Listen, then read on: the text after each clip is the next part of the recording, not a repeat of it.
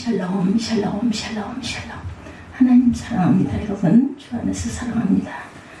출애굽기 19장 16절에서 25절, 히브리서 12장 18절에서 29절, 그 예배, 그 두려운 체험, 이런 제목으로 함께 은혜를 나눕니다. 히브리서 12장 20절에 보면 이는 짐승이라도 그 산에 들어가면 돌로 침을 당하리라 하신 명령을 그들이 견디지 못하니라. 그 보이는 바가 이렇듯 무섭기로 모세도 이르되 내가 심히 두렵고 떨린다 하였느니라. 그러나 너희가 이른 곳은 시온산과 살아계신 하나님의 도성인 하늘의 예루살렘과 천만 천사와 하늘에 기록된 장자들의 모임과 교회와 만민의 심판자이신 하나님과 및 온전하게 된 의인들의 영들과 새 언약의 중보자이신 그리스도와 아벨의 피보다 더 나은 것을 말하는 피 뿌린 피니라, 이렇게 말하고 있습니다. 중보자이신 예수와 및 아벨의 피보다 더 나은 것을 말하는 뿌린 피니라. 너희는 상가 말씀하신 일을 거역하지 말라. 땅에서 경고하신 일을 거역할 그들이 피하지 못하겠거든. 하물며 하늘로부터 경고하신 일 패바라는 우리일까 보냐. 그때 그 소리가 땅을 진동하였거니와 이제는 약속하여 이르시되 내가 또 한 번 땅만 아니라 하늘도 진동하리라 하셨느니라. 이 또 한 번이라는 말씀은 진동하지 아니하는 것을 영존하게 하기 위하여 진동한 것을 곧 만드신 것들이 변동된 것을 나타내심이라. 그러므로 우리가 흔들리지 않는 나라를 받았은즉 은혜를 받자. 이런 말미암아 경건함과 두려움으로 하나님을 기쁘시게 섬길지니 우리 하나님은 소멸하는 불이십니다. 이런 내용으로 예배, 그 두려운 체험 함께 나눕니다. 오래된 종교이면서 최근에 한국에 급성장하고 있는 종교, 이 종교는 생각을 자극하는 종교가 아닌, 번성을 촉구하는 종교도 아닌, 오감을 열게 만들고 온몸으로 우주를 체험하도록 하는 종교입니다. 이 종교는 특별한 조직과 체계를 가지고 있는 것이 아니고 누구든지 동참할 수 있도록 열려 있어요. 이 종교를 이끄는 뚜렷한 사제가 있는 것도 아닙니다. 누구든지 자발적인 참여가 가능하죠. 뚜렷한 입교의 의식도 없다고 합니다. 그러나 회원 탈퇴라는 것도 큰 의미가 없어요. 그렇기 때문에 주말에 이 예식에 많이 참여하지만 그 주중에도 참여객들이 끊이지 않는다고 합니다. 이 예식에 참여하는 이들은 무언주의 성취감을 느낄 뿐만 아니라 이 예식에 참여한 이들이 서로를 깊이 알지 못해도 서로를 향해 마음을 활짝 열고 하나됨을 체험한다고 합니다. 이들은 예식이 끝나면 아쉬운 마음으로 삶의 현장으로 돌아가면서 다음 예배 때를 기다린다고 해요. 정말 간절한 마음으로 다음 예식을 기다립니다. 이 예식이 그 삶의 유일한 출구일 뿐만 아니라 활로라고 하죠. 그 종교는 등산교라고 합니다. 등산. 산에 오르는 것을 가장 평범한 것까지만 사람을 끄는 묘한 매력들이 있겠죠. 정상을 꼭 밟아보려 하는 집착을 가진 이들이 있지만 산은 넉넉한 품을 가지고 있기 때문에 높낮이를 떠나 산에 오르는 이들, 심지어 산절하게 주저앉아 있는 이들까지도 몸과 마음을 새롭게 한다고 그러네요. 고대로부터 사람들은 하늘에 이르러 보고자 하는 열망을 산에 오름으로 해소하려고 했고 하늘에서 가장 가까운 곳이 산이기 때문이라고 합니다. 산 곳곳에 돌무독이 있다는 것, 산신령에 대한 믿음, 산신령이라는 이런 것들도 많이 있기도 하죠. 한국의 기도원이 대부분 산에 있는 것도 이상한 일이 아닌 것. 다른 어떤 민족보다 독특한 산체험을 한 민족이 있어요. 이 민족은 산체험으로 인해서 형성되었다 말해야 할 정도 유대인들입니다. 이스라엘입니다. 그들에게는 산체험이 곧 하나님의 체험이었어요. 산체험 이전에 물체험도 했습니다. 바다를 건넌 경험을 했기 때문에. 오늘 본문의 산체험이 애굽에서부터 시작된 이전의 모든 체험의 절정이기도 합니다. 오늘 본문을 가지고 교회는 예배를 통해 삼위 하나님을 체험하고 삼위 하나님을 닮아간다는 주제로 말씀을 전하려고 합니다. 장소를 중심으로 이 예배 체험을 한번 살펴보도록 합니다. 첫째는 산에서의 예배 체험, 둘째는 성전에서의 예배 체험이죠. 마지막으로 하늘에 이르는 예배 체험 순서로 살펴봅니다. 구약의 예배입니다. 시내산 체험이죠. 이스라엘 백성이 출애굽 3개월 후에 한 산에 도착한 것이 바로 시내산. 절기로 치면 오순절에 시내산에 도착했어요. 시내산은 아무것도 없는 광야에 있었습니다. 이 광야에 왜 보내졌을까? 왜 황량한 곳으로 보내셨을까? 어떤 생산품도 문명도 없는 곳에서 하나님을 만날 수 있도록 하셨어요. 광야는 하나님을 만나는 곳입니다. 하나님께서 모세를 산으로 불러올리셨고 하나님께서 이스라엘을 향해 너희는 내게 대하여 제사장 나라가 되어라 하십니다. 하나님께 대한 순종을 요구하시죠. 모세는 산에서 내려와 장로와 제사장들에게 하나님 말씀을 전합니다. 모든 백성들도 예라고 대답을 하죠. 하나님께서 이스라엘과 더불어 언약을 체결할 준비를 하십니다. 아브라함과 이삭, 야곱과 더불어 언약을 또한 하나님은 맺으셨죠. 하나님께서 그 언약을 이제 한 민족과 더불어 맺으려고 하세요. 이스라엘은 개인이 아니라 민족으로, 나라로, 교회로 부름을 받았던 거죠. 모세가 백성들을 준비시켰습니다. 3일째 하나님께서 시내산에 강림하겠다고 하셨고 이것을 준비하라고 하십니다. 자신을 거룩하게 하라고 또 말씀하시죠. 하나님께서 경고하십니다. 산에 가까이 하지 말아라. 산에 침범하는 자는 반드시 죽으리라. 이렇게 말씀하시죠. 여러분들 이 말씀 높아심일까요? 오늘 본문 21절부터 말씀을 보면 모세가 산으로 불러 올리시고 다시 경고하십니다. 백성들이 산에 밀고 올라오지 못하도록 하라. 모세가 답하죠. 그렇게 했습니다. 하나님 말씀하시죠. 내려가서 아론과 함께 올라오라. 제사장과 백성들을 올라오지 못하게 하라고 말씀하셨고 하나님께서는 내가 그들을 칠까 하노라 말씀하세요. 우리에게 제일 무서운 것 하나님이 우리를 공격하는 것이죠. 죽겠죠 당연히. 하나님의 거룩을 침범한 자들은 이렇게 끔찍한 일을 당할 것이다. 호기심으로 하나님을 만나려고 하는 것이 얼마나 끔찍한 일인지 그것은 자살행위와 다를 바가 아니다. 마치 태양을 직접 쳐다보려고 하는 것과 같다. 사회생활에서 이게 바로 지혜입니다. 거리두기. 우리가 항상 아무리 가까워도 거리두기 적당한 거리를 두어야 합니다. 경계를 잘 설정하는 것이 지혜라는 것이죠. 예배 당 입구에 다음과 같은 경고문들을 붙여 놓아야 돼요. 결코 하나님을 가까이 하면 죽을 수도 있음. 셋째 날 아침 일찍 일어나 모두 다 산차락에 산에 벼락이 칩니다. 번개가 번쩍이죠. 산에 구름이 가득합니다. 산제체가 불붙는 것 같아요. 생각해 보십시오. 산 전체가 어둠과 빛이 교차합니다. 한순간 밝아졌는가 하면 다음 순간 어둠이 찾아옵니다. 빛만이 아니라 어둠도 하나님의 것이죠. 이사야 45장 7절에 보면 너희 빛도 짓고 어둠도 창조되며 너희는 평안도 짓고 환난도 창조하리니 나는 야훼라. 이 모든 일을 행할 것이라. 이렇게 말씀하고 있습니다. 이 와중에 나팔 소리가 점점 크게 울려 퍼지죠. 쇼파르라고 부르는 나팔입니다. 전쟁터에서 나아갈 때 이 나팔을 불죠. 누가 나팔을 불까? 보면 신명기 기자가 말씀하죠. 신명기 33장 2절 3절에 모세가 다음과 같이 이스라엘을 축복합니다. 여호와께서 시내산에 오르시고 세일산에서 일어나시고 바란산에서 비추시고 1만 성도 가운데 강림하셨고 그의 오른손에는 그들을 위해 번쩍이는 불이 있도다. 여호와께서 백성을 사랑하시나니 모든 성도가 그의 수중에 있으며 주의 발 아래에 앉아서 주의 말씀을 받는도다. 여기서 말하는 1만 성도가 사실은 1만 천사들입니다. 하나님께서 나팔 부는 천사들을 동원하고 산에 강림하신 거예요. 이스라엘에게 큰 두려움이 맺겠죠. 아브라함 히브리서 12장 말씀에 모세 자신도 스스로 말하기를 내가 심히 두렵고 떨립니다 라고 말해요.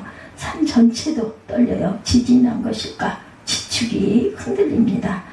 지면 만물도 하나님의 임재하실 때 덜덜 떨게 되죠. 그럼에도 불구하고 모세는 백성들을 데리고 하나님 앞에 섭니다.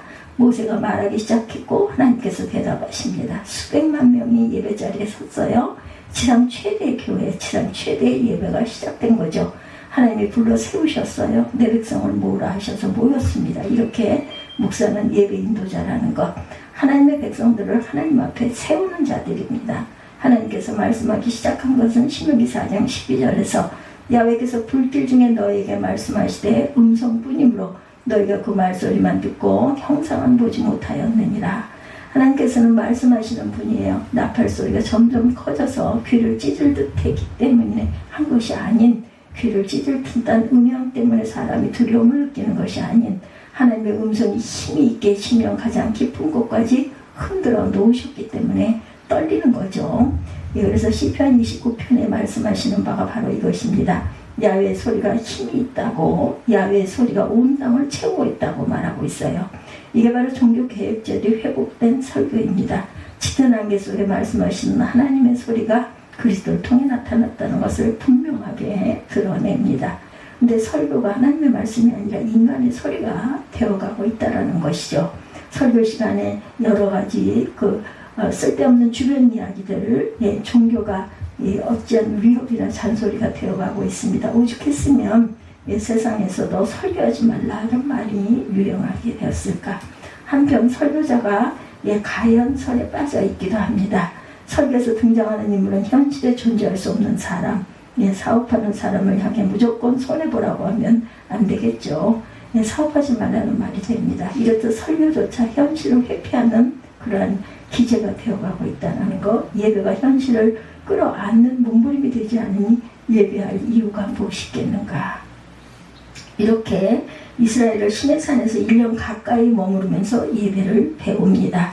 이게 이스라엘의 그 체험이에요. 이것을 마치 창조사건과 방불하죠. 이스라엘 그 민족의 그 탄생의 그 큰 장이 바로 이 시내산 체험, 이후 구원의 그 역사는 항상 출애굽 사건과 비견이 됩니다. 강력한 체험 때문에 유대인들은 그 극심한 고난 가운데서도 생존을 했고, 또한 이스라엘이라는 나라가 건축되게 되죠. 모든 시내산 체험이 이스라엘이 되게 합니다. 이 시내산 예배가 이스라엘의 뿌리가 되게 됩니다. 구약의 예배는 어떠했나? 예루살렘 성전을 한번 봅니다. 이제 구약의 두 번째 예배, 두 번째 체험을 살펴봅니다. 그것은 도시의 체험이죠.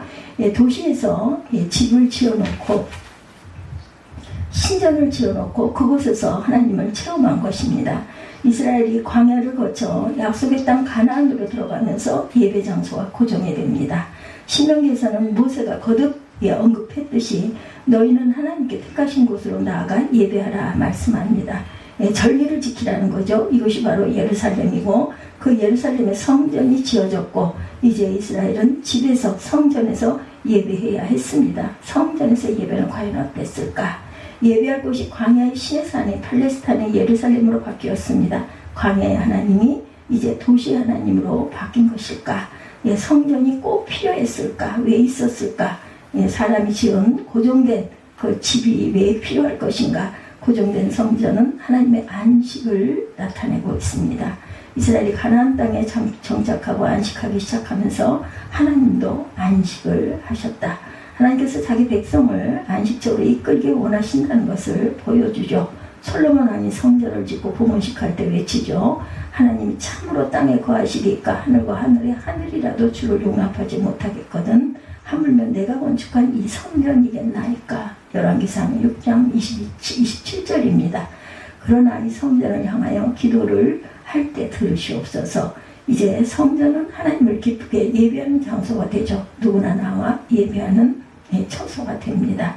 성전 예배가 시작되면서 기쁨의 예배, 환희의 예배가 시작됐어요. 이방 종교들과 비교해서 얼마나 다른가? 겁을 상실한 결과일까? 아니죠. 시편 122편에 보면 성전에 올라가는 것이 얼마나 큰 기쁨인지를 노래하고 있습니다.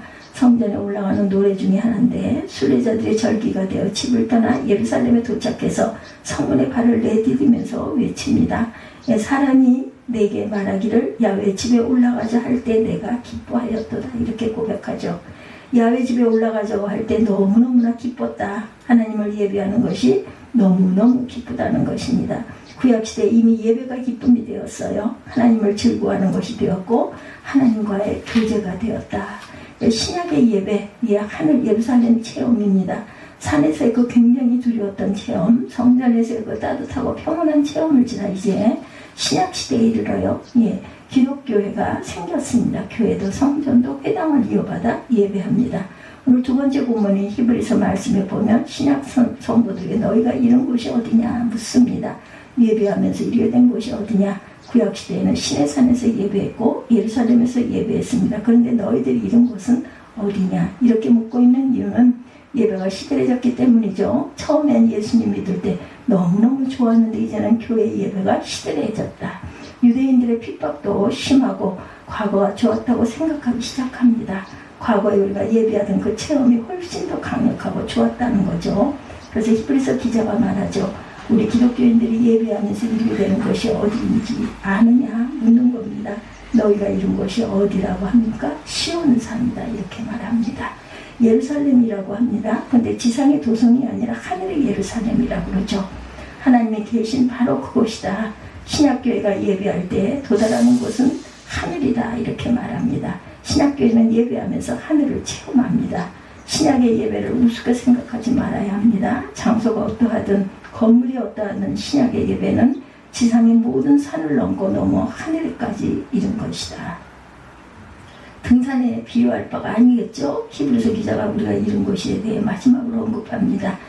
새 언약의 중보자이신 예수와 및 아벨의 피보다 더 나은 것을 말하는 뿌린 피다 이렇게 말합니다. 이제는 우리가 하나님이 계신 바로 그곳으로 가도 두려워할 필요가 없어요.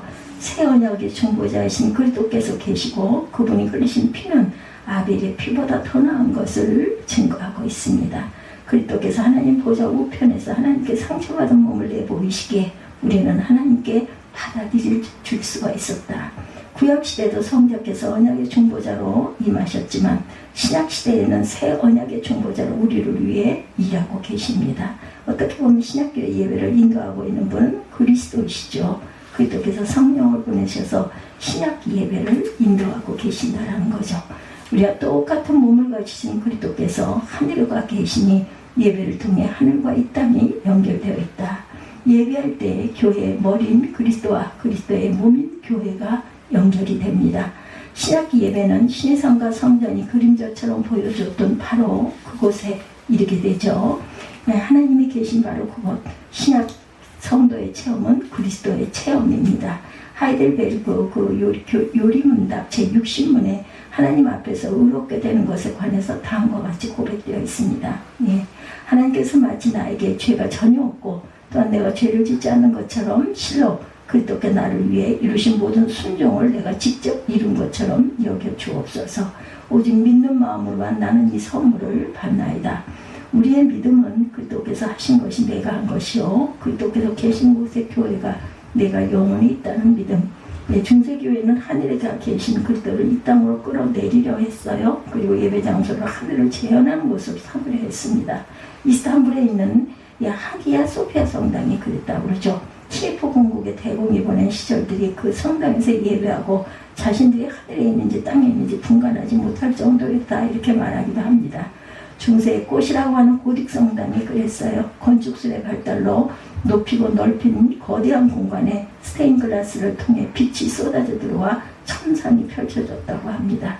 예배는 보는 예배가 되었고 심지어 종교 일반의 예배는 드리는 예배가 되었어요. 종교개혁은 예배를 개혁합니다. 종교개혁은 하늘을 땅으로 끌어내리려는 것이 아니라 우리의 마음을 들어 올려 하늘에까지 고정을 시키죠. 종교개혁 예배는 하나님으로부터 받아서 하나님께 올려드리는 예배를 드립니다. 새 언약의 중보자이신 그리스도의 공로를 성령의 능력으로 힘입어 하늘아버지께 나아가게 만들어 주셨어요. 종교개혁은 예배를 개혁하여 삼위 하나님과 언약적 교제를 즐거워하게 해주었고 천상을 맛보고 누리게도 합니다. 지상은 살지만 천상을 사는 것 같은 체험을 하게 해주었다는 것. 예배 때 무슨 일이 일어나요? 아무 일도 일어나지 않죠. 아무리 날개를 쳐도 순간뿐이다. 공개적으로 거론하진 않지만 예배가 지겨워지기도 합니다. 설교해보니 뭐하냐라는 생각이 들기도 하죠. 다들 예배가 끝나기를 기다리고 있습니다. 예배가 끝나고 난 다음에 있을 각종 모임이나 활동을 기다립니다. 평생 예배했는데 말씀 들었는데 한 번도 한치도 바뀌지 않습니다. 그것은 예배가 삼위 하나님을 체험하고 삼위 하나님을 닮아가는 자리가 아니라 우상숭배의 자리가 되었기 때문입니다. 우리의 예배가 불안과 죄책감을 부추기거나 그것들을 일시적으로 잠재워보려는 그러한 그 의식이 아닌지 우리가 생각해 보아야 합니다. 이것을 살펴보려고 합니다. 언제까지 예배만 할 거냐는 말을 우리가 쉽게 합니다. 이제부터 행동에 돌입해야 한다는 것이겠죠. 우리가 착각하면 안 되는 것은 안 믿는 사람들조차 예배를 갈구하고 있는데 사람은 어쩔 수 없이 예배하는 인간이니 교회는 스스로 존재하지 않습니다. 교회는 사회적인 활동을 통해 존재 목적이 드러나는 기관이 아니죠. 하나님 앞에 설 때 비로소 교회는 존재합니다. 그렇다면 교회는 예배할 때마다 생겨난다고 말해야 할 정도죠. 교회는 예배 하나만 잘해도 돼요. 예배가 유일한 것이다. 예배가 우리가 사회에 해줄 수 있는 제일 좋은 선행입니다. 웃기는 이야기 같지만 예배는 인류 최대의 자산이죠. 그래서 교회를 공교회라고 부르고 예배를 공예배다 이렇게 부릅니다. 예배는 사유할 수 없는 인류 전체를 위한 자산입니다. 등산과 같은 강렬한 체험을 원합니까? 집과 같은 포근함을 원합니까? 하나님과 하나 되는 신비한 체험을 원합니까? 소리를 빽빽 질러댄다고 되는 게 아니겠죠. 감정을 조작한다고 어떤 되는 문제도 아닙니다. 사랑의 인격 전체를 지원도로는 예배 체험이 필요합니다. 우리가 그리스도인의 공로로 성령의 능력을 의지할 때 우리는 하늘에까지 올라갑니다. 우주인들을 인터뷰한 일본 작가가 말합니다. 자기가 우주인을 인터뷰해 보았는데 한결같이 하는 말이 한 번 우주에 갔다 오고 나니 결코 예전과 같을 수 없더라. 이것을 오버뷰 임팩트다 이렇게 말합니다. 높은 곳에서 바라보는 시선을 가졌다라는 뜻이죠. 예배하는 것은 에베레스트를 등정하는 그 달나라에 갔다 온 것과 비교할 바가 없는 놀라운 체험, 가장 먼 하늘까지 올라갔다 오는 것이니 말입니다. 예배가 아무것도 아닌 것 같아도 예배할 때 하나님께서는 온 세상을 흔들어 놓으십니다. 예배가 온 세상을 심판하며 성도는 예배하면서 흔들지 않는 나라를 받습니다. 예배할 때 하나님께서는 교회와 성도에게 필요한 모든 은혜를 다 부어주십니다. 오늘 두 번째 본문 마지막 절, 그러므로 우리가 흔들리지 않는 나라를 받았은즉 은혜 받자 이로 말미암아 경건과 두려움을 하나님을 기쁘시게 삼갈지어다. 우리 하나님은 소멸하는 불이십니다. 하나님이 나타나실 때 소멸되지 않을 것이 없어요. 아무리 지극정성으로 예배해도 하나님의 소멸하는 불을 견딜 수가 없습니다. 모두 다 불타버립니다. 오직 예수 그리스도를 붙들고 성령의 능력으로 하나님을 즐거워하는 교회와 성도만이 영원히 남는다라는 것. 오늘 말씀 히브리서 12장 18절에서 27절 두 번째 단락입니다. 그 두려움의 체험입니다. 신명기는 19장 16절에서 25절로 소멸하는 불이다 이런 제목으로 함께 은혜를 나눴습니다.